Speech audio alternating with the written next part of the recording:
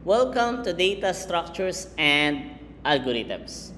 So in this video, ang i-discuss natin ay yung mga searching algorithms. Pag sinabi nating search, that is simply finding or looking for specific element or value doon sa ating list. Now, we have different searching algorithms na pwede nating i-implement, but the first and the most common ay yung tinatawag natin na linear search. Pag sinabi nating linear search, this is a very simple algorithm wherein nagkakandak lang tayo ng sequential search or nagtatraverse tayo doon sa ating elements one by one. Now, to illustrate yung linear search, suppose we have the following list. And then, we try to find the item 10 or the value 10 from this particular list. Now, para malaman natin kung paano gumagana yung linear search, we need to check yung mga values na kino-compare and then we need to identify kung magmamatch ba sila. So, on the first loop, we'll have the first element. So, the first element on the list is 14. Now, i-compare lang natin siya if 14 will be equal or match doon sa ating hinahanap na value, which is 10. Since they are not equal, that means this is false. Okay? And then, since this is a linear search, kung nag-false yan, magpo-proceed ka lang sa next element, which is 33. The same process, compare with the element na hinahanap natin, which is 10. So, not equal pa rin sila, so that will be false. And then you proceed again with the third element, which is 27. Still not equal sa 10, so that is false. And then you proceed with the next element. On the fourth loop, so makikita natin yung pang-apat na element natin, 10 and 10. So, since they are equal, nag-match yung dalawa, that means we can say that we found the item 10 at index 3. Suppose this is an array. So, ganun lang kasimple yung linear search. You just need to traverse, okay, or conduct sequential search. I-compare mo lang from the first element until the last element.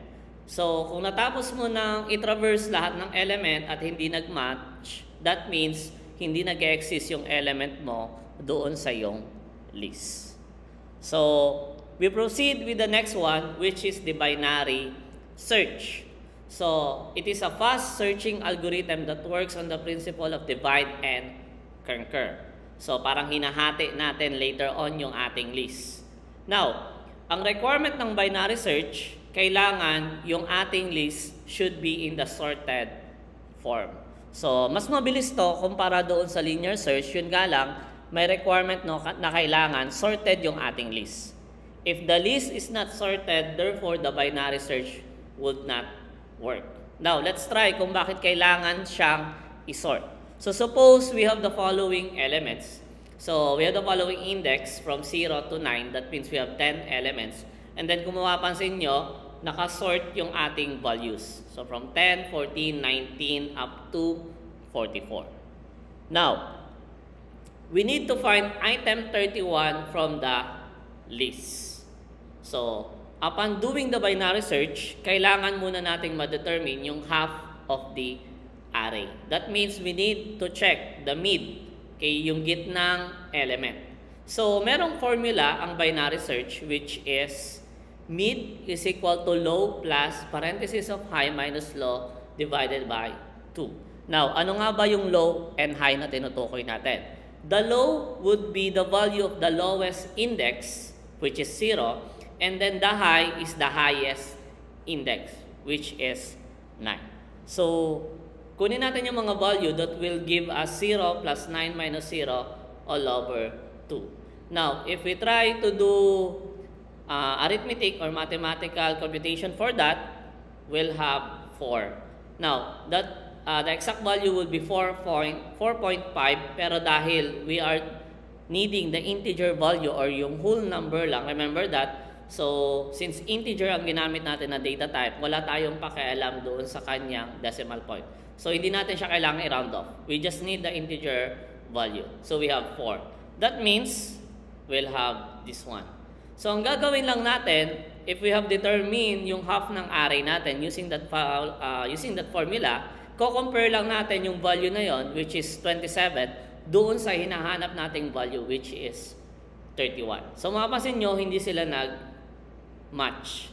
So, ang gagawin lang natin would be to check if yung value na yon will be greater than or less than. Okay. So, 27 greater than or less than 31. Mapapansin mo, 27 is less than dun sa hinahanap nating value, which is 31. So, dahil less than siya, ang gagawin natin, it means na magse-search tayo doon sa right side. Ibig sabihin, from index 5 papunta sa index 9. That is why ang requirement ng binary search ay sorted yung ating list. So, mapapansin mo, hindi na natin kailangang i-search yung mga lower value. Since na-determine natin na yung sa index 4, which is 27, less than siya dun sa hinahanap natin na value, which is 31, that means ang hahanapin natin na value ay doon na sa right side. Kaya, binary search works on the principle of the divide and conquer. Parang yung mid natin kanina, siya yung naghati between the lowest and the highest values. Now, ang gagawin lang natin is, again, to compute for the mid. Pero this time, hindi natin pwedeng gamitin yung lowest index natin na 0. Kasi nga, dinisregard na natin yung mga lower values. So, ang gagawin lang natin is to update, okay? Kung kanina, less than yung 27 sa 31, we just need to update yung ating low value. To update that, ang kailangan lang natin gawin ay yung old value ng mid natin, okay, mag-increment lang tayo ng isa. So, kanina, ang low or ang mid value natin is index 4. So, plus 1. Therefore, the new value of our low would be 5. So, that means we can proceed with the computation of the mid. So, we'll have the value of 5 para sa low. Same sa high, we have 9. So, if you have the following formula, we'll get 7 as our mid.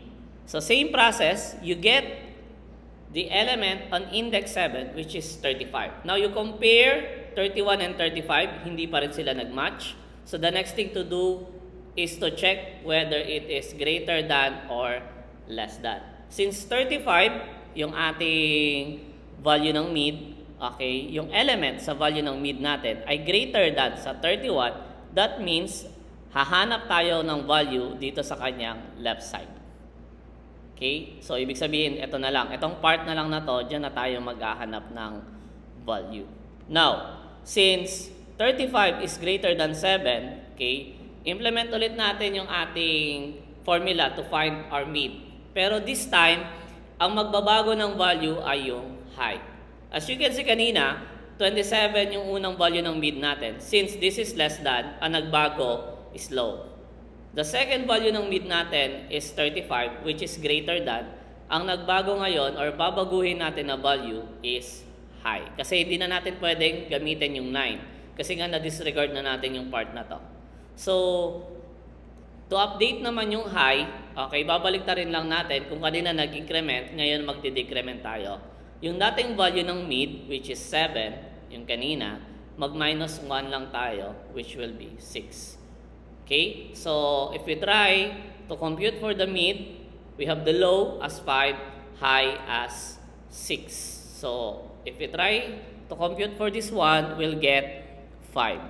So check natin ngayon yung ating index 5. Makikita natin that 31, nag-match siya doon sa hinahanap nating value.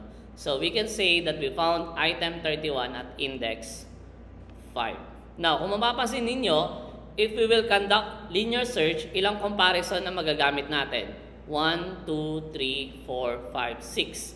6 na comparison.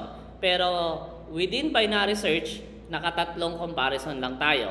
We have 27, 35, and then 31. So, mas mabilis to compare to linear search. Especially if we have big data. Kung masyado ng marami yung nasa list natin. Yun nga lang, the requirement of this one, kailangan sorted yung ating list.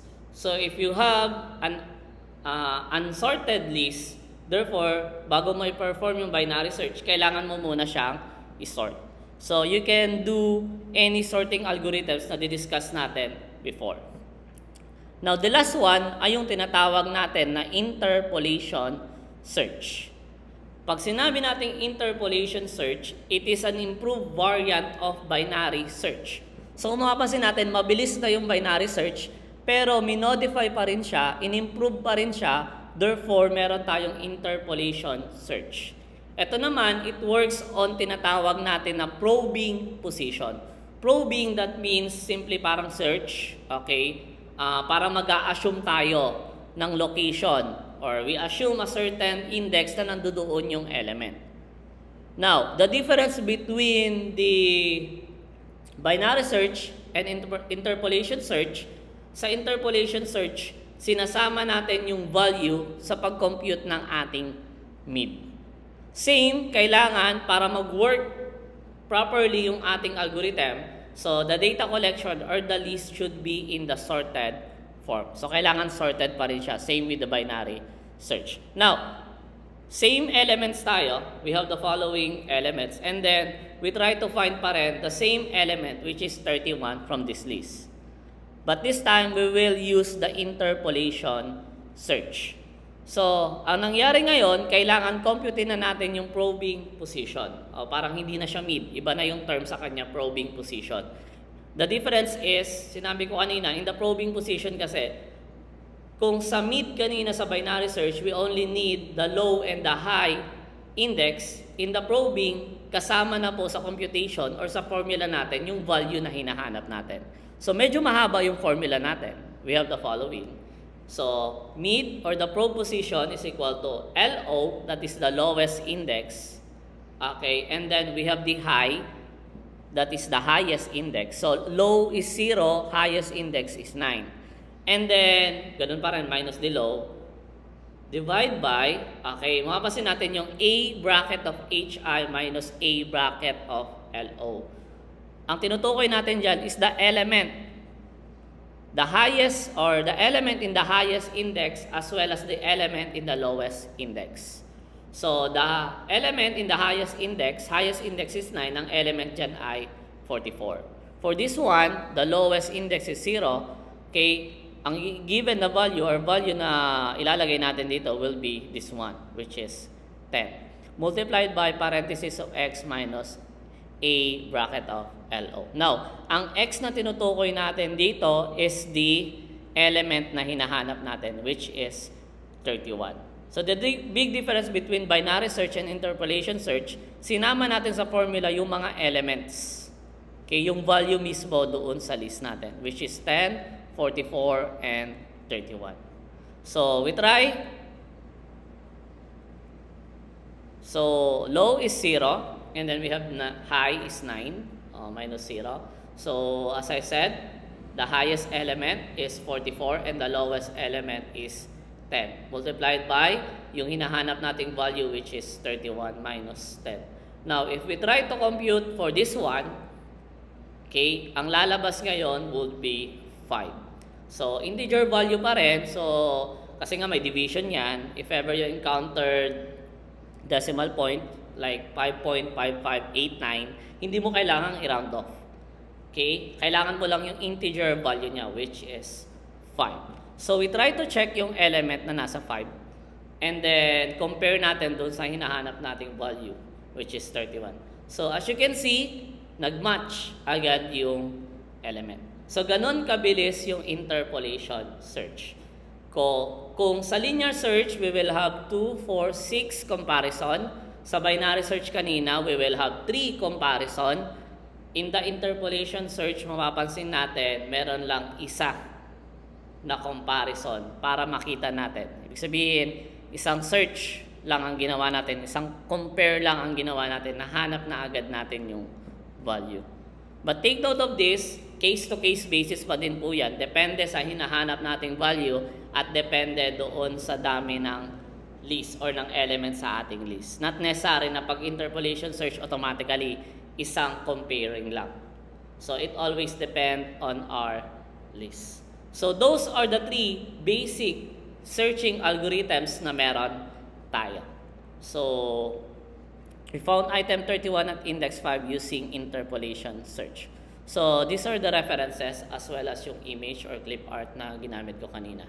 So I hope to see you around or on our next topic. Thank you so much guys for listening. If you have any questions, just drop them in the comment section below.